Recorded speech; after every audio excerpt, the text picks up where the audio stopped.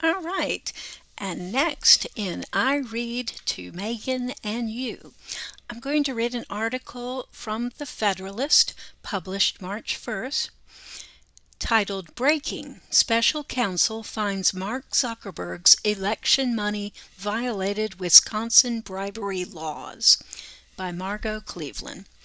All right, so let's take a look at this. Nearly $9 million in Zuckerberg grant funds directed solely to 5 Democratic strongholds in Wisconsin violated the state's election code's prohibition on bribery. That conclusion represents but one of the many troubling findings detailed in the report submitted today by a state-appointed special counsel to the Wisconsin Assembly. Last August, Wisconsin Assembly Speaker Robin Vos authorized the Office of Special Counsel, headed by retired state Supreme Court Justice Michael Gableman, to investigate concerns about election integrity and the 2020 election. Gableman delivered an interim report to the State Assembly on November 10, 2021. Earlier today, the special counsel provided a separate interim report to the state legislative body, noting the report is final in the sense that it provides a list of recommendations with time for the legislature to act before the close of its session in March.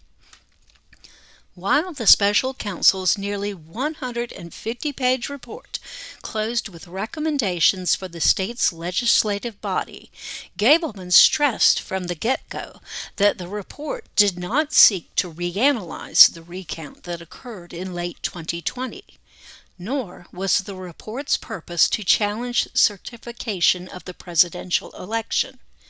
Rather, the report represented a small step toward fulfilling the duty of all citizens of our state and our nation to work hard to secure our democracy for this generation and the next, the special counsel explained. From the details exposed in Monday's special counsel report, the state legislature has much work to do to address the numerous questionable and unlawful actions of various actors in the 2020 election, end quote.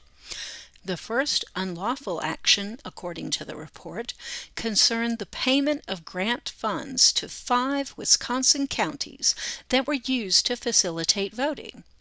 That arrangement, Gableman wrote, violated Wisconsin Statute 1211, which prohibits election bribery by providing it is illegal to offer anything of value to or for any person in order to induce any elector to go to the polls or vote. According to the report, Priscilla Chan and Mark Zuckerberg provided financing that allowed the Center for Tech and Civic Life to offer nearly $9 million in Zuckbucks to Milwaukee, Madison, Racine, Kenosha, and Green Bay counties. In exchange, the Zuckerberg Five, as the report called the counties, in effect, operated Democratic get-out-the-vote efforts.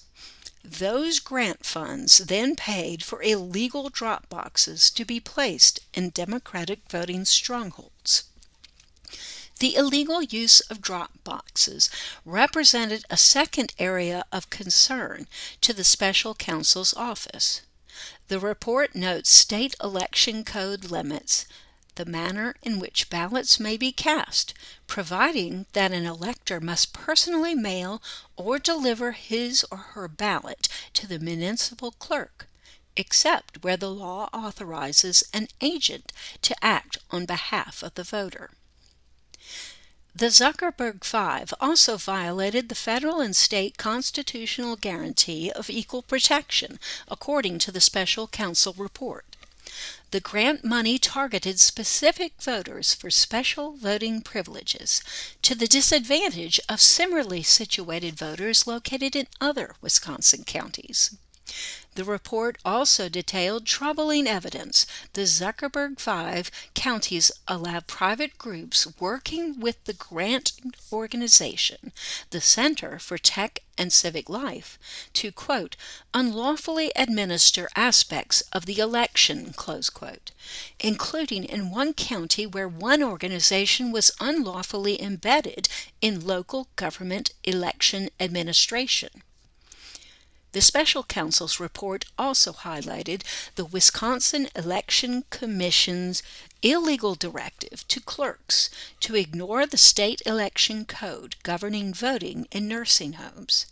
In several nursing home locations throughout the state, 100% of registered voters cast a ballot in the 2020 election, an unheard of rate that included many ineligible voters. Non-citizen and incapacitated citizens also remain listed on Wisconsin's voting rolls in violation of the law, according to the report. Because some non-citizens qualify for driver's licenses, the law requires non-citizens' names be removed from the master roll, but that was not done, according to the special counsel. Likewise, individuals declared incompetent must, by law, be removed from the master list, but again, that did not occur. Special Counsel Gableman detailed many other substantial problems with the 2020 election, but equally troubling to the widespread violations of election law established in the report were the attempts by government officials to impede the investigation.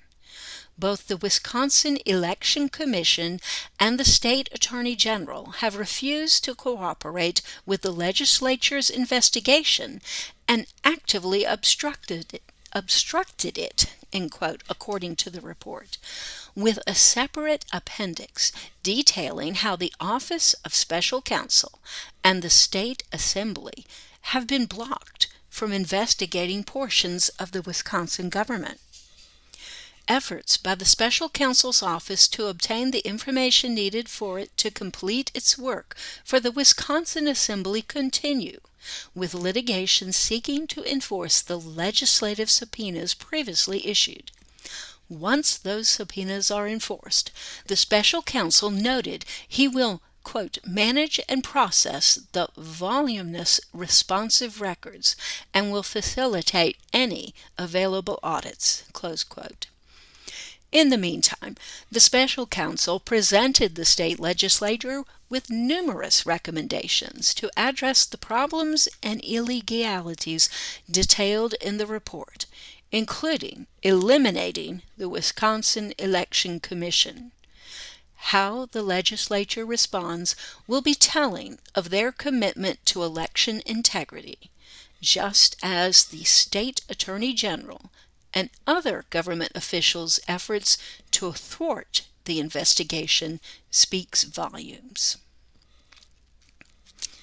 And that was the article on the Zuckerberg's election money violating Wisconsin bribery laws.